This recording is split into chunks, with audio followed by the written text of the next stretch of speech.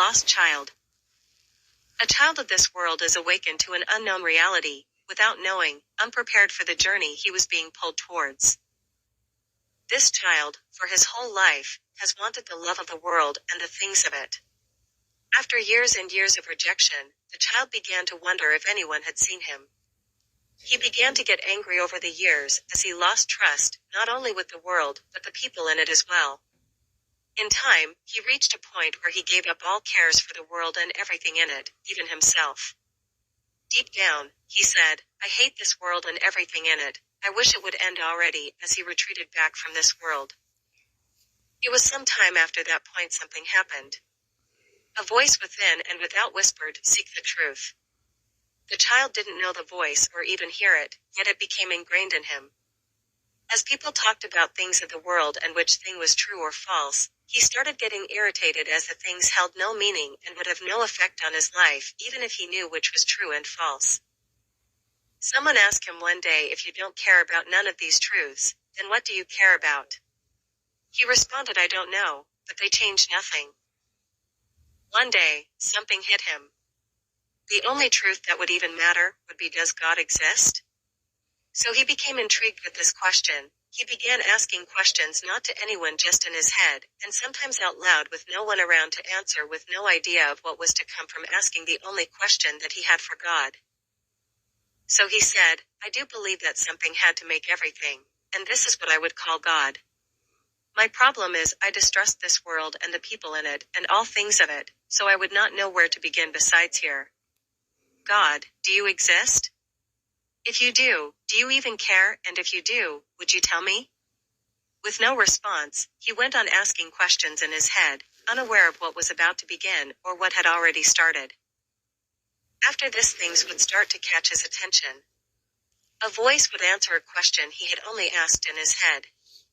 Words spoken so softly that he blew them off, and yet they would not leave his mind. When he would not do what he knew he should, the things he wanted to do would go horribly wrong. Brand new computers would just fry, and plans for no reason would just fall apart, and so much more. The reality of what was going on began to overwhelm him. Forgetting the question he asked that day as his worries increased. The voices would begin to manifest out from nothing, waking him up at night. As this went along, his fear deepened as he began to realize these voices were speaking to him and responding to him. Many were screaming and threatening him, and his family with death in many ways, even showing those ways in his mind, and him feeling it as if it was real, even though nothing was happening to him. Scared and almost frozen from it, he was confused, as all he wanted was to know if God was real. That's all he cared about, was that truth. So he wondered why all this was going on. In his head, he asks why this is happening. I just want to know the truth and what the truth is. As he was asking this, the TV was playing in the background, and in the moment he finished asking that question, the next word he heard, a name spoken out of that TV he had heard many times and ignored, but he could not ignore the timing or what he felt this time when Jesus was spoken. It struck something deep within. This child not trusting anything, not even what he just felt from a word said. I will not trust this name yet, I will look into it. So only knowing what the world said about him, he thought if he really is who he says, then that means that God is of the Bible and his Father, and that before he would believe in that name he will go to what was before. He started looking up synagogues near him, saying in his heart that if this is true, then let God show me. He found one that would let him attend, and he went. He got to talk to the rabbi before and after their service. The rabbi asks him to start. What's your name? The child tells him. Responding, he said he didn't know this child's name or him. The child thought nothing about his remarks. What are you seeking, and what brings you here? The child simply said, I'm looking for God. He was told that while he was more than welcome to join, yet he wouldn't understand as they spoke in Hebrew during service. He smiled and said, that's okay. Then he went in and talked some more and was told about how they do things. That there will be a point where they pass the Torah around and we are to stay facing it at all times, never having your back to it, and that they would kiss it as it was passed around, but he did not have to do that part. A saying came to mind when in Rome, not realizing it was a voice that spoke. He did as they, and when it came to him, he kissed it. For the upcoming weeks, he continued going, not understanding what had happened, only wanting to know if this was really God they talked about. Over these weeks, what was once hard to deal with became even more intense, and even louder. Still lost and confused, he wondered why this was happening when all he wanted was the truth. Asking why the hard life he faced before that question once seemed so darn hard seemed like it was nothing in comparison to asking for the truth. Being crushed by something he did not see nor understand. It drove him deeper into looking for the truth, not seeing what was happening in a realm that he did not know, and was not even sure if what he heard was real or if he was losing his mind. Only knowing whatever this was the most real thing he had ever felt. Knowing that he could stop and it would get easier, but knowing there was nowhere to go back to, he pushed forward shaking and trembling, unaware of how much more intense it was all about to get and not knowing how much harder it would get even after what was next. He's talking with someone, and they are aware he's looking for God. He says you could just go to church and find Jesus. The child again with distrust says in his heart, I will only try this, and see where it goes. He starts going and again hears when in Rome. Over the first week, he feels the pressure be removed a bit and can breathe easier, but only for a few days. The following service they were doing communion. Seeing this he already knew he would do this as he did when he kissed the Torah, not aware of what this was going to do, only just beginning to believe maybe God did care and was trying to speak to him, unaware of what else speaks when God speaks, nor caring as long as God was there. The next night, about 24 hours later driving home, a song comes on with 4 words in the lyrics that struck something so deep he could do nothing but be overcome by tears pouring out without control.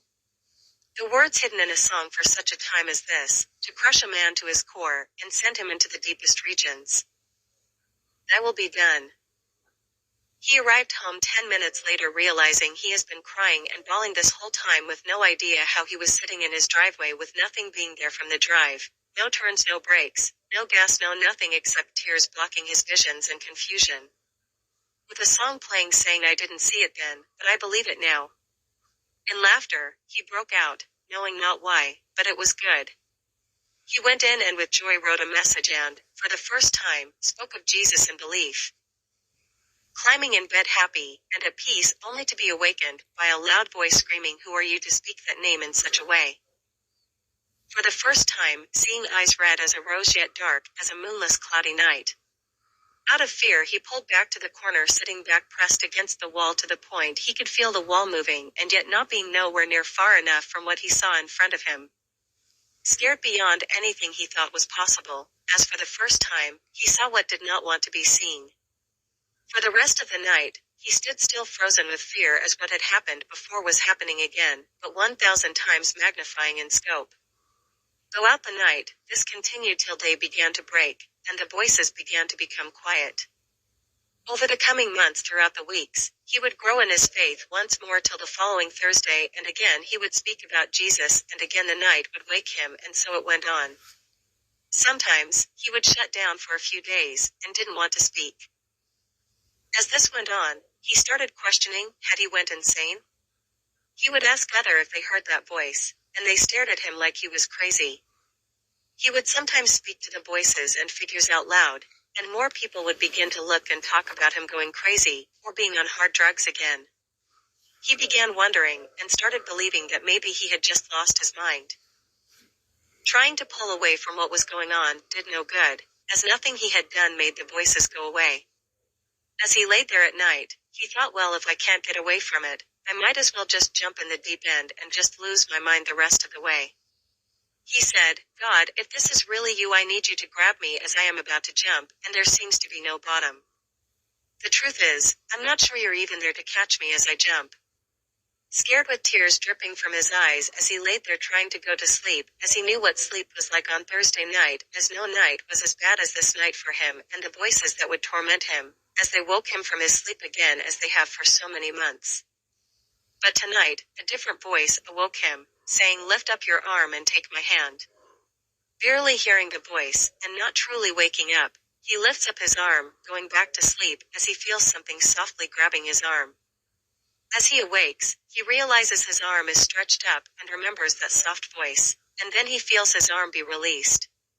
He was confused as the night was different from so many Thursday nights before. He slept all night and was rested. There was only a voice, and it was gentle, and he would swear that it sang to him as he drifted back to sleep. As he went to work, a voice spoke up loud, angry and pissed, with a vision of those red dark eyes as it said, "This isn't over, I will no longer just torment your sleep, but every waking hour. You think God pulled you out last night. But if that was true, I would not be here now, speaking to you when you're awakened." It instilled a fear far deeper than before. Where before the visions were only in his mind, and at night. Now they began to develop physical pains, issues, and sights, and was going to get worse as he still didn't know what was going on and even more confused between two truths. He had lost his mind or this was real. But either way he could not escape it and filled with fear, driven deeper within. As he saw it either way he had never experienced anything so real. Again, he was unaware of what was coming for him as he went deeper, only seeking the truth of this. Over the coming season things would get much harder as the two worlds seemed to start colliding with him being pulled back and forth into a world he could not see, yet only walk in and hear in, and another he could see and knew but had nothing to do with him. He would be doing something here then the next lost in the other realm, and when he was pulled back, even though hours even days and weeks would seem to pass in that moment. When he was pulled back, he would be doing something else, and not know what or why he was doing this when he was just doing something else. Sometimes, he had to ask what he was working on, and it would confuse whoever he asked. As this happened more and more that voice continued its assault. Its favorite was he was going crazy, and beginning to split his personality, and why he was unaware of so many things he had done. He tried to hold on to the name Jesus, but so often dropped it in fear not realizing it. The weight was crumbling, and the more he tried to speak of Jesus, or God the weight would multiply. Through this as he crumbled to the weight, one thought he would not let go of was finding the truth was worth this, and more if it was possible. The voice is getting louder and louder, now telling him the only way out is for your life to end, that this was the only way to escape the lie he was in. He held to the fact that was wrong, and would end any chance he had at finding out the truth. As time went on, he began to question were they right. One day as the weight is breaking him, and he begins to wonder about something he should not have been. Listening to music and a song comes on and in it the lyrics are the words, "Give me your eyes, let me see through your eyes even if for a second," and in his heart, as it's breaking and begging to snap, he begins to beg for this pleading saying the last 8 months or so have about destroyed me, and I don't think I can go much further even another hour like this. As those words came back in the song through his ear his eyes became filled with something he couldn't believe but he saw new colors and through the colors, he felt something he had never felt before and as he asked it lasted for just a few seconds. This overwhelming him and without knowing he said in his heart, "I have seen many things and most were worse than anything I would have thought possible. This does not seem like them, but doesn't mean it's really God." He gathered himself for a few doubting if what he just witnessed was real or not. He got up saying bye to those around him as he went to war with his own thoughts. He stepped outside and closed the door and heard a voice from above saying, "Son, look up at me," and instantly fear struck, and he reached to pull his earpiece out only to find it was not in his ear. The fear deepened as he stepped down the steps thinking, doubting saying did God just speak to me from above? Before he could think another thought again he heard said, "Son, look up at me." He lowers his head in fear, thinking it is God, and he felt his heart beating hard, saying, "God, I think this is you. Can I sit before I look up or I know I will fall flat on my butt?" Yet he used a different word. Without him knowing God smiled, and said to himself, "You have no idea the truth in those words you speak." He got to his car, opened the door, went to turn and sit. But before he does again, it is said, "Son, look up at me," and without hesitation this time, he does and falls back hitting the car falling to his butt, as his eyes saw what God had called him to look at. He sees the sun, but God isn't showing him the sun, it's changed, as his eyes are filled again with new colors, and the feelings become overwhelming, and he begins to cry with tears of joy. God asks him, "Do you see know how much I love you?" He can't speak, but God hears his yes. God asks him, "Do you hear the angels singing over you?" No, he thinks, "No, I don't." But before the thought finished his ears popped and were filled with songs and voices of the angels, yet no words known to him, just beautiful sounds. Then before he's ready it stops, not because they're not more, but in that moment more was told to him that he can handle for no. He was so happy to see what he saw and wanted to see more, not knowing that there was another that seen what God did and was focused on him. He was still so unaware of what was going on, and what was about come, yet, he no longer cared as long as he was seeking what spoke to him that day.